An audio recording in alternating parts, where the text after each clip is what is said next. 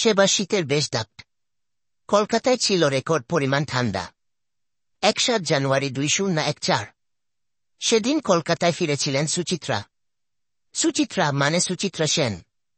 উত্তম কুমারের সুচিত্রা, হারানো সুরের রমা, সপ্তপদীর রীনা ব্রাউন, সাত পাকে বাঁধার অর্চনা, উত্তর ফাল্গুনীর দেবযানী, পান্না বাইবা সুপর্ণা।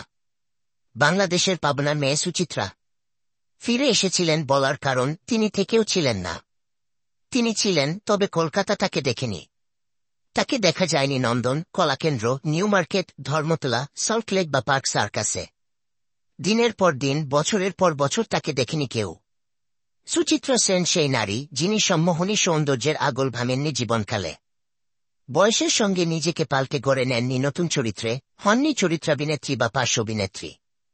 পর্দার অভিনয় জীবনে নিজের যে চূড়ান্ত রোমান্টিক রূপটি করেছিলেন, স্বেচ্ছা অন্তরালে সেই রূপটিই ধরে রেখেছিলেন শেষ জীবনেও।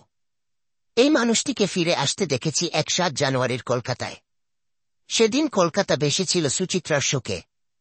কলকাতাবাসীর আগ্রহ আর আলোচনার বিষয় ছিলেন সুচিত্রা। পারামহল্লায়, অলিগলিতে, দোকানে, ক্লাবে দেখা গেছে সেই চিরচেনা ভুবন ভোলানো হাসির সুচিত্রার সাদাকালো প্রতিকৃতি। সেখানে নানা রঙের ফুল। নিজের বাড়িতেও ফিরেছিলেন সাদা বেনারসি শাড়িতে। তিনি ছিলেন নীরব, নিথর। ২০১৪ সালের ৭ জানুয়ারি সকাল ৮:৫০ পৃথিবীর বাতাসে শেষবারের মতো নিঃশ্বাস নেন সুচিত্রা সেন। তার মৃত্যুর পর বাংলা চলচ্চিত্রের অনুরাগীরা আবার উপলব্ধি করেছিলেন কিংবদন্তির মৃত্যু নেই।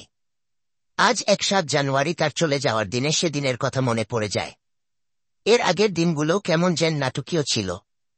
জীবনের শেষ ২-৬টি দিন হাসপাতালেই ছিলেন তিনি। শহরের আচার্য জগদীশচন্দ্র বোস রোডের পাশে মিন্টোর পার্ক এলাকা। পার্কের ঠিক পাশেই প্রতিষ্ঠানটি, বেলভিউ নার্সিং হোম। পরিসরে খুব একটা বড় না হলেও নাম ডাক আছে এই হাসপাতালের। এখানেই ছিলেন বাঙালির চিরকালের মহানায়িকা সুচিত্রা সেন। এমনিতে অন্য দিনগুলোতে শীতে কাবু মানুষ রাস্তায় কম বের হতেন, কিন্তু নগরীর গোর্কিসদনের পাশের রাস্তায়, মিন্টো পার্কের সামনে, বেসরকারি হাসপাতাল বেলভিউয়ের সামনের চিত্রটা ছিল ভিন্ন। সেখানে অগণিত মানুষের ভিড়। সেদিন ছিল শুক্রবার। আগের দিনের খবর ছিল মন ভালো করে দেওয়া। শোনা গিয়েছিল মহানায়িকার শরীর একটু ভালো, এমনকি বাড়ি ফেরার প্রস্তুতিও চলছিল। কিন্তু শুক্রবার ভোর থেকে আবারও সংকটে পড়েন তিনি। দ্রুত সে খবর ছড়িয়ে পড়ে। নানা রকম খবর আসছিল হাসপাতালের ভেতর থেকে। শোনা গিয়েছিল মহানায়িকার পালস রেট একদম কমে গেছে। তার মানে ২-৬ দিনের লড়াই শেষ হতে চলেছে। আত্মায় বন্ধ হল হৃদস্পন্দন। ডাক্তারি পরিভাষায় যাকে বলে ম্যাসিভ হার্ট অ্যাটাক। চিকিৎসকদের সব চেষ্টা ব্যর্থ করে সেদিন সকাল ৮:২৫ চলে গেলেন সুচিত্রা। হাসপাতালের সামনে দাঁড়িয়ে আনুষ্ঠানিকভাবে এ ঘোষণা দিলেন তখনকার, বর্তমানও পশ্চিমবঙ্গের মুখ্যমন্ত্রী মমতা বন্দ্যোপাধ্যায়। সেদিনই শহরের কেওড়াতলা শ্মশানে সুচিত্রার শেষকৃত্য সম্পন্ন হবে। হাসপাতাল চত্বরে দাঁড়িয়ে সেটিও জানিয়েছেন মুখ্যমন্ত্রী। খবরটা শুনে যেন কৈশোর, তারুণ্যের আবেগে মৃত্যু ঘটল অনেকের। কনকনে শীতের সকালে হাসপাতালের অনতিদূরে দেখেছিলাম এক তরুণ গেয়ে উঠলেন।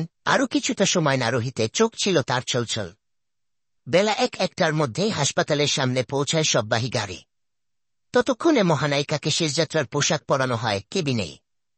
সাদা বেনারসি, তার উপরে সোনালি গর্দের চাদর জড়ানো। মাথায় ঘোমটা, কপাল থেকে চিবুক পর্যন্ত দেখা গেছে। হ্যাঁ, সেদিন সুচিত্রাকে দেখেছে কলকাতা। কফিনে বন্ধ মরদেহ ফুল দিয়ে সাজানো গাড়িতে তোলা হল দুপুর ১:৩০-২টায়। শেষযাত্রায় বাড়ির মাটি ছোঁয়ার নিয়ম, তাই হাসপাতাল থেকে নিয়ম রক্ষায় বালিগঞ্জের বাড়িতে মিনিট ৫-১ জন্য নিয়ে যাওয়া হয় তার মরদেহ। সেখান থেকে কেওড়াতলা শ্মশানে। বেলা ১:০৪ মুখাগ্নি হয় মেয়ে মুনমুনের হাতে। দ্রুত সে খবর ছড়িয়ে পড়ে। নানা রকম খবর আসছিল হাসপাতালের ভেতর থেকে। শোনা গিয়েছিল মহানায়িকার পালস রেট একদম কমে গেছে। তার মানে ২-৬ দিনের লড়াই শেষ হতে চলেছে।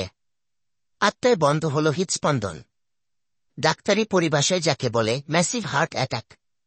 চিকিৎসকদের সব চেষ্টা ব্যর্থ করে সেদিন সকাল ৮:২৫ চলে গেলেন সুচিত্রা।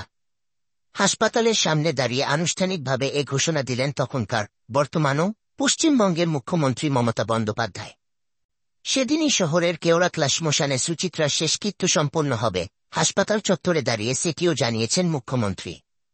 খবরটা শুনে যেন কৈশোর, তারুণ্যের আবেগের মৃত্যু ঘটল অনেকের। কনকনে শীতের সকালে হাসপাতালের অনতিদূরে দেখেছিলাম এক তরুণ গেয়ে উঠলেন আরও কিছুটা সময় না রহিতে। চোখ ছিল তার ছলছল। বেলা একটার মধ্যেই হাসপাতালের সামনে পৌঁছায় সববাহী গাড়ি। ততক্ষণে মহানায়িকাকে শেষযাত্রার পোশাক পরানো হয় কেবিনেই। সাদা বেনারসি, তার উপরে সোনালি গর্দের চাদর জড়ানো, মাথায় ঘোমটা, কপাল থেকে চিবুক পর্যন্ত দেখা গেছে। হ্যাঁ, সেদিন সুচিত্রাকে দেখেছে কলকাতা। কফিনে বন্ধ মরদেহ ফুল দিয়ে সাজানো গাড়িতে তোলা হল দুপুর 1:30টায়।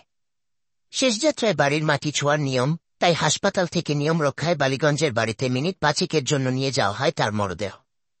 সেখান থেকে কেওড়াতলা শ্মশানে। বেলা 1:04 মুখাগ্নি হয় মেয়ে মুনমুনের হাতে।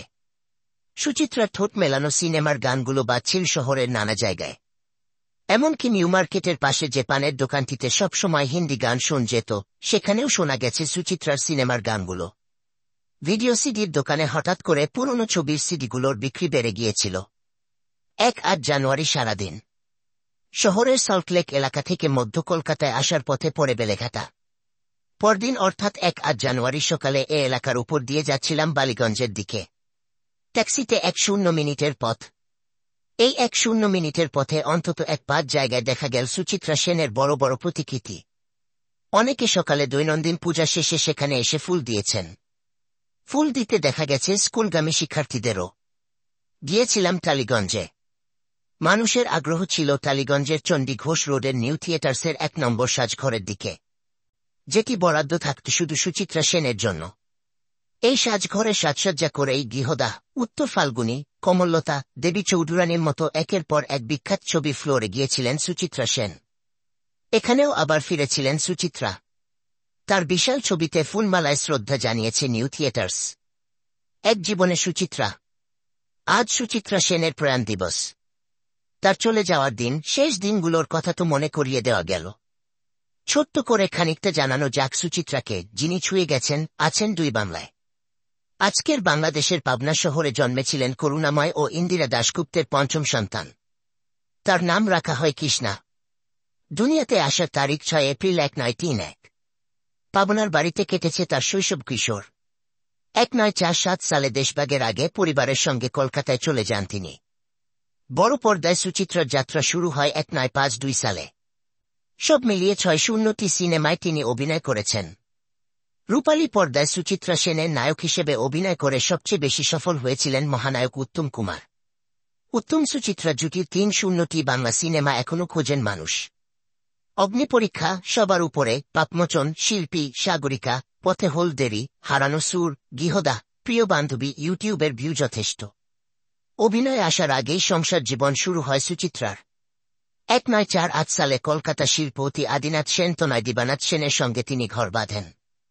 তার একমাত্র মেয়ে মুনমুন সেন। 2 নাতনি রাইমা সেন ও রিয়া সেনও অভিনেত্রী।